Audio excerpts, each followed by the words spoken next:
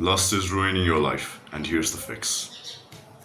Now, before we go on deep into the topic of lust and how to overcome it, it first starts with knowing where lust starts. What is the root cause of lust? And that is stated beautifully in the Bhagavad Gita by Krishna. Krishna says it in the Bhagavad Gita, chapter 2, verse 62. Dhyayato vishayan pumsa sangasteshu bhajayate sangat sanjayate kamaha kamat krodha vijayate. Meaning, while contemplating the things, the objects of the senses, which basically mean thinking over and over or thinking deeply about the things or activities of sense gratification, a person develops attachment for them. And from such attachment, lust develops. And from lust, anger arises. So you see how lust is ruining your life. Ultimately, it leads to anger, which leads to suffering, which leads to more messed up life, more messed up thoughts, more attachment. So it is a full cycle. First of all, it starts through contemplation. Then it leads to attachment when you contemplate too much about it.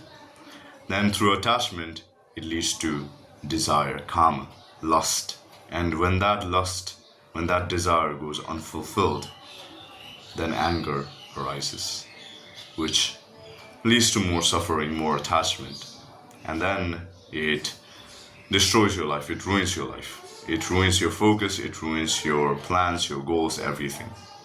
So, yes, if you want to conquer lust, you must catch yourself at the time of contemplation.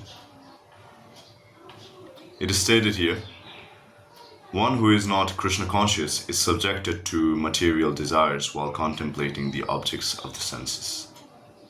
The senses require real engagements, meaning you cannot be senseless, you cannot be desireless. Many people, when they hear this, that okay, since contemplation is the root cause, I'll just stop contemplating, I'll just be thoughtless, I'll just be desireless.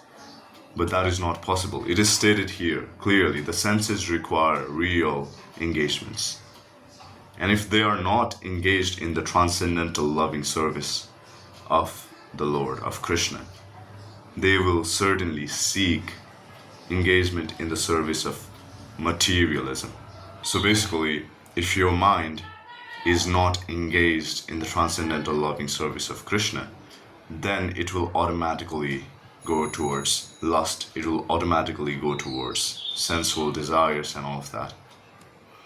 But if your mind is fixated on Krishna, Krishna, Krishna, Krishna, Krishna, Krishna, serving Krishna, thinking of Krishna, doing everything for Krishna, keeping Krishna as the center point of your life, then lust, all of that material desires, all of that kama, that is afraid of you. That is afraid to approach you. Because Krishna, he is the proprietor of everything. He is the owner of everything. And lust is a product of the nature which works under the supervision of the Lord. Now, if you just surrender simply to the Lord, if you just engage your mind in the loving service of Lord, then Krishna makes sure that that nature, that material nature, doesn't bother you too much.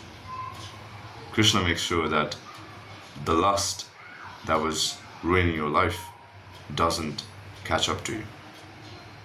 Now, of course, it takes time, and it's not about controlling your senses by artificial repression. I'll read one more statement that is written here in the purport of the same verse, chapter 2, verse 62.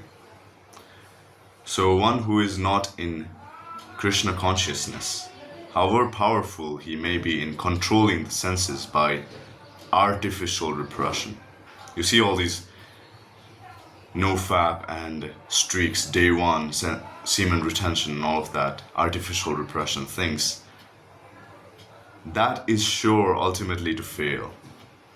For the slightest thought of sense gratification, for the slightest thought of sense pleasure will agitate him to gratify his senses, his desires.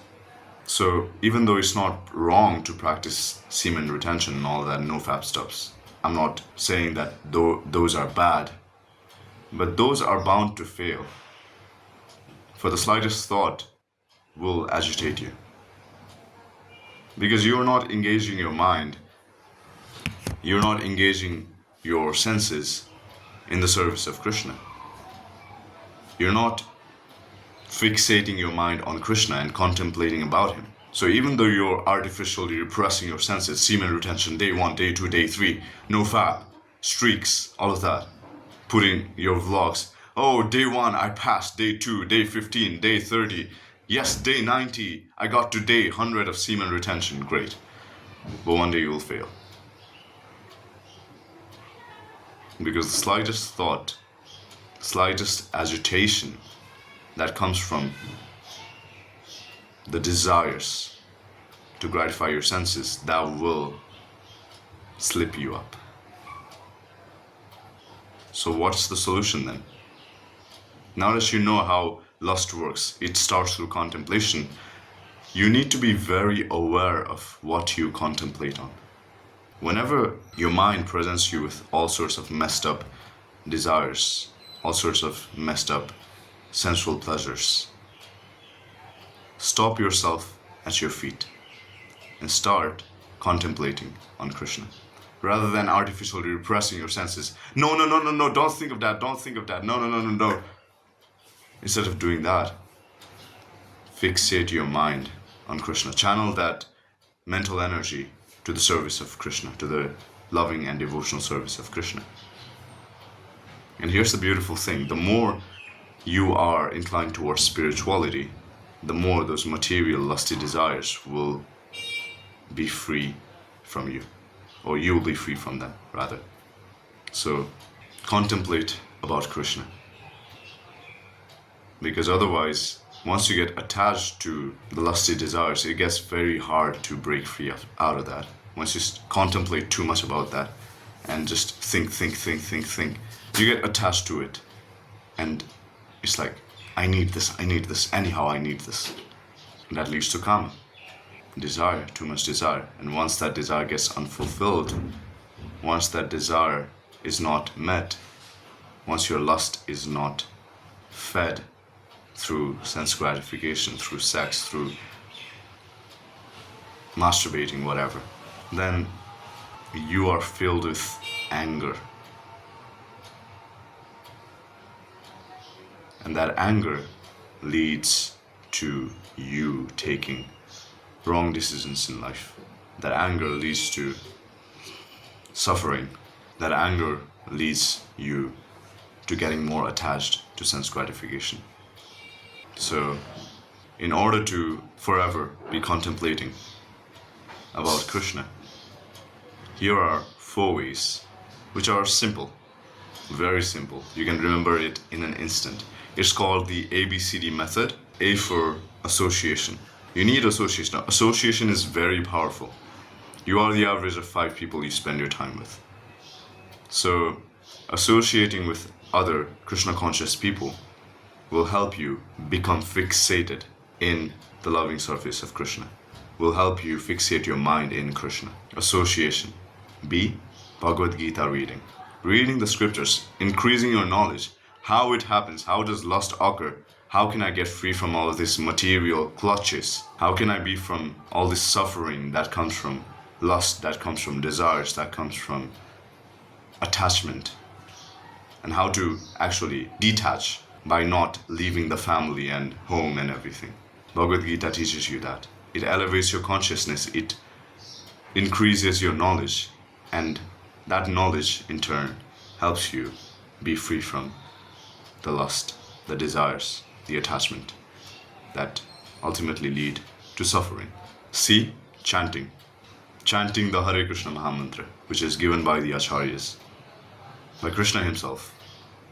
Hare Krishna, Krishna Krishna, Hare Hare, Hare Rama, Rama Rama, Hare Hare. So this chanting of the holy name this purifies your consciousness and also elevates it to higher levels. You start perceiving things not from a narrow perspective, but you see life from a higher perspective. And that automatically helps you break free from all of those lower things. So chanting the Hare Krishna Mahamantra. And D, diet. Diet only prasadam. You see, your diet very much affects your consciousness, and your consciousness determines what kinds of thoughts you will have, and your thoughts lead to contemplation. So it is very much important to know how your diet is prepared, in what consciousness. If it is prepared by thinking of Krishna, and if you are offering that food before you eat it to Krishna, and after offering, only then if you're taking it in the form of prasad, in the form of prasadam, then and only then your consciousness gets purified and you're free from all of those lusty desires. Otherwise, even your diet, like your consciousness really matters when it comes to food. It's very important. Do not ever undermine it. In what consciousness you're cooking, in what consciousness you're offering to Krishna, that food, in what consciousness you're taking that food, it all matters. So, be very careful and follow this ABCD method. And I guarantee you that you will be free from lust. And lust will never ruin your life again. I promise you that. And of course, if you want me to guide you personally, you can go ahead and book a one-on-one call. Links in the description. Also, if you want to optimize your lifestyle to reach your full potential, you can buy the Lifestyle Architecture course. Links in the description. Hope it helps, and I'll see you in the next one. Good luck and never give up. Hare Krishna.